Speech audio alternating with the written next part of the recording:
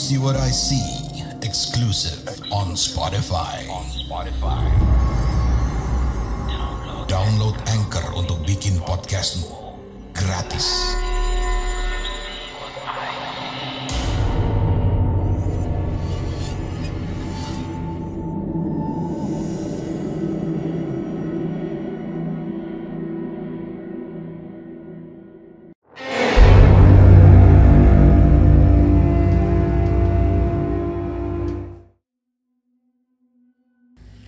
Malam hari, sekitar pertengahan tahun 2001, kejadian di luar nalar anak yang saat itu masih duduk di bangku sekolah dasar diuji oleh sesuatu yang tidak pernah diduga.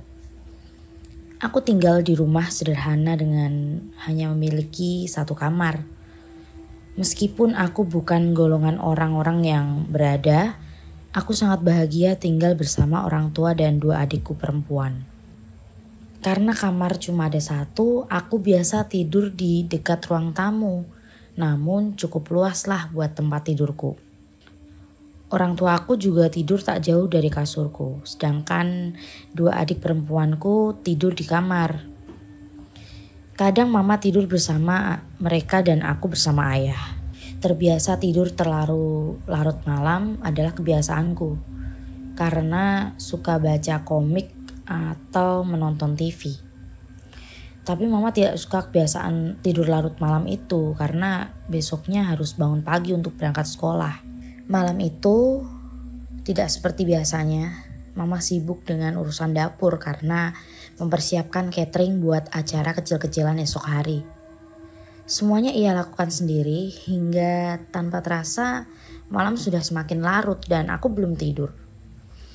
Hanya membalikkan badan membelakangi jalan dari arah pintu depan. Ayah sedang tugas jaga malam dan seharusnya tidak lama lagi ia pulang ke rumah. Kedua adikku sudah lebih dahulu tidur pulas. Lalu tak lama kemudian pintu diketok oleh seseorang. Dan tak lama kemudian mama membukakan pintu. Kenapa bukan aku? Karena aku pura-pura sudah tidur. Kalau sampai ketahuan aku belum tidur, bakal dimarahi deh sama mama. Pintu dibuka dan tanpa ragu mama mempersilahkan ayah untuk masuk dan mama langsung menutup pintu. Karena kondisi di luar itu dingin sekali. Terdengar mama sedikit mengobrol telah menyediakan kopi tapi langsung buru-buru. Akan masakannya khawatir akan gosong kan. Terdengar gerak langkah kakinya langsung cepat menuju ke dapur. Sedangkan segelas kopi sudah dihidangkan di meja ruang tamu seperti kebiasaan ayahku kalau nggak minum kopi, menyalakan TV dan langsung tiduran. Tapi malam itu ayah seperti tidak biasanya. Lebih banyak diam, bahkan ketika mama tadi ngobrol singkat, ayah tidak merespon.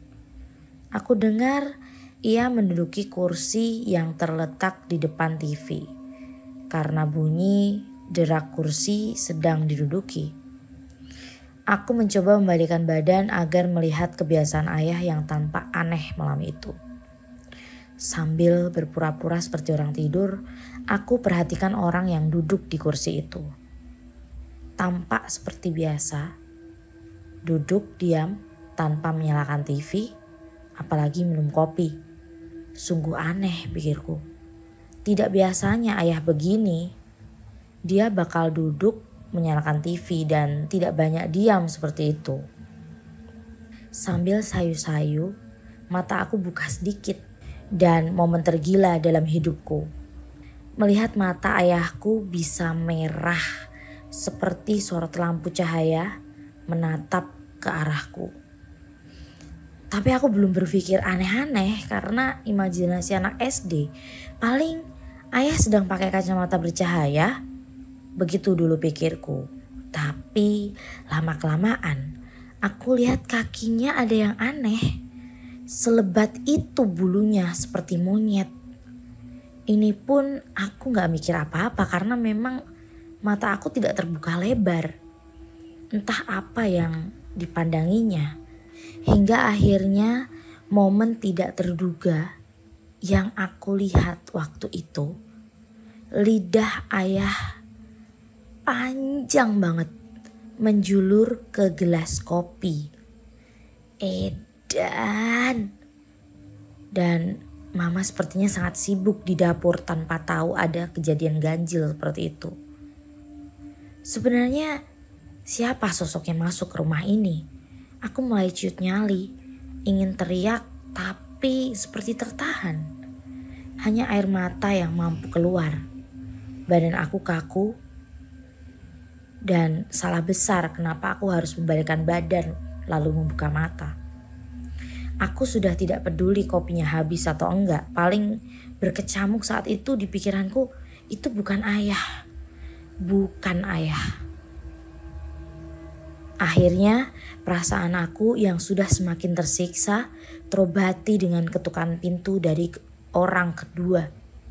Ya, dia ayah aku yang asli. Pintu masih dalam keadaan terkunci rapat. Dan suara ayah terdengar memanggil mama. Sosok ayah yang tadi duduk di kursi seperti hilang entah kemana. Mama yang mendengar suara memanggilnya seperti seolah meminta dalam tanda kutip ayah yang sedang duduk di kursi untuk memeriksa siapa orang yang di luar. Karena pikir mama jarang sekali orang bertamu larut malam begini. Namun karena mama tidak tahu, ayah lama sekali nunggu di luar dan aku masih belum berani beranjak dari kasurku. Ingin membukakan pintu tapi masih gemeteran. Tidak lama sepertinya mama kesal juga karena ayah yang dalam tanda kutip ya dimintain tolong tidak kunjung memeriksa siapa orang yang mengetuk pintu. Terdengar juga dari luar sepertinya ayah sangat marah. Ketukan pintunya semakin keras hingga mama akhirnya menuju pintu dan lalu berteriak, "Siapa? Siapa?" Ayah yang nada kesal, "Ini aku, siapa lagi rupanya? Lama sekali bukain pintu." Sudah jelas, ini pasti ayah aku yang asli. Sambil ngomel-ngomel, ayah meminta penjelasan kepada mama mengapa lama sekali membukakan pintu. Mama seperti tertegun. Lama menjawab pertanyaan dari ayah. Mungkin dia bingung, mungkin dia kaget. Mungkin tidak terduga atas apa yang terjadi. Lalu tidak lama keluarlah perkataan dari mulut mama. "Kenapa ayah kok bisa di luar lagi? Aku tadi udah bukain pintu." "Bukain pintu gimana?" kata ayah. "Aku baru aja pulang. Lama sekali bukain pintu saja." Mama bilang, "Tapi tadi ayah memang udah pulang. Jangan main-main deh." "Tadi apanya? Aku baru aja pulang, Ma. Tadi itu siapa?" Mama jawab lagi, "Itu kopinya udah agak habis diminum." Ayah jawab lagi, "Aku baru pulang. Jangankan minum kopi. Bisa sampai rumah saja aku udah bersyukur," katanya. "Terus yang tadi pulang siapa?" Lalu dengan terpaksa aku sudah mulai memberanikan diri untuk menjelaskan. Tapi dengan teknik anak kelas 2 SD bicara. "Mama, tadi itu seperti bukan ayah. Enggak mungkin ayah punya kaki berambut dan lidahnya panjang kayak cacing minum kopi." Mendengar itu langsung keduanya terdiam seolah tidak percaya. Apalagi mereka ngeliatin aku seperti meneteskan air mata tanda rasa takut. Mama juga seperti ikutan takut, meminta ayah untuk menemaninya di dapur.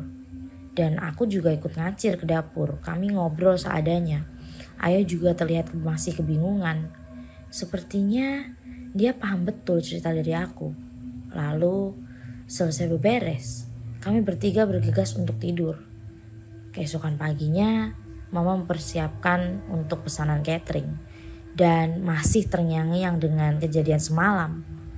Ayah meminta Mama untuk tidak membukakan pintu untuk seseorang yang tidak menyebutkan salam dan nama saat mengetuk di malam hari.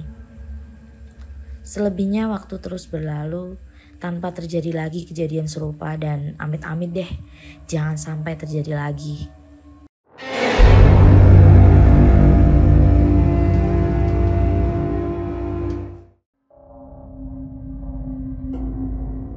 Kamu punya pengalaman horor?